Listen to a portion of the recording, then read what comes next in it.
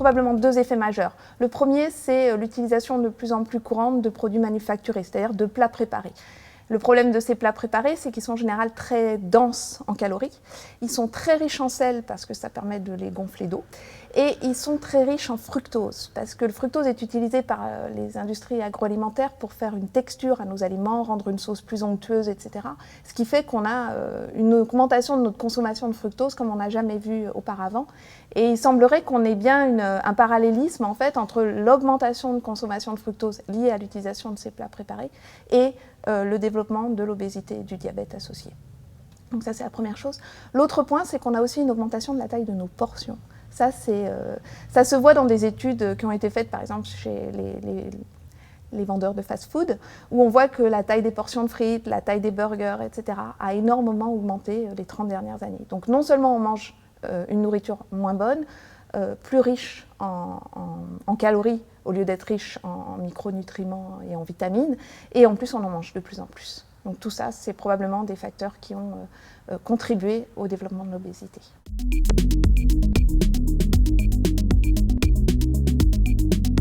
Le rôle de l'intestin dans l'obésité, il est central. Avant tout parce que l'intestin, c'est la porte d'entrée des nutriments.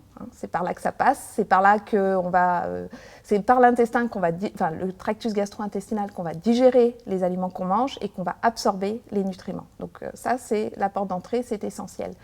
L'autre rôle de l'intestin, c'est qu'il va être capable de s'adapter à ce qu'on mange, c'est-à-dire qu'en gros, plus on va manger sucré, plus il va être capable d'absorber les sucres qu'on est en train de manger. Donc ça, c'est des choses qui étaient probablement positives du temps où on était chasseur-cueilleur et qu'on trouvait un pommier de temps en temps.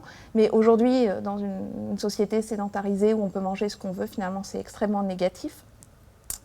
Mais cet intestin, en plus de de permettre l'absorption de ce qu'on mange, il est aussi un organe endocrine majeur, c'est-à-dire qu'il est capable de sécréter un tas d'hormones.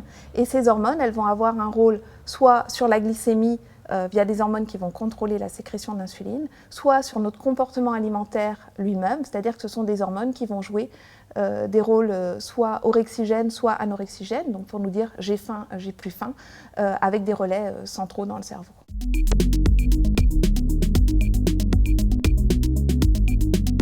Aujourd'hui, la seule façon qu'on a de traiter l'obésité quand elle devient massive et morbide, c'est-à-dire quand elle est associée à des pathologies et qu'elle tue les gens, en gros, plus ou moins directement, c'est la chirurgie bariatrique. Donc c'est une chirurgie qui touche là encore le tractus gastro-intestinal et qui va permettre de réduire la prise alimentaire, de perdre du poids, mais aussi de soigner les comorbidités comme le diabète.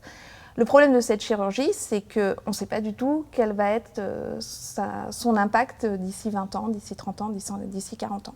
Et donc l'intérêt d'une journée comme aujourd'hui, c'est de mettre en contact des cliniciens qui sont au jour d'aujourd'hui en train d'opérer ces patients ou de déjà voir des effets négatifs de la chirurgie bariatrique dans les services de nutrition et les mettre en relation avec des chercheurs qui, eux, peuvent utiliser des animaux pour refaire de la chirurgie bariatrique et voir beaucoup plus rapidement les effets à très long terme de cette chirurgie.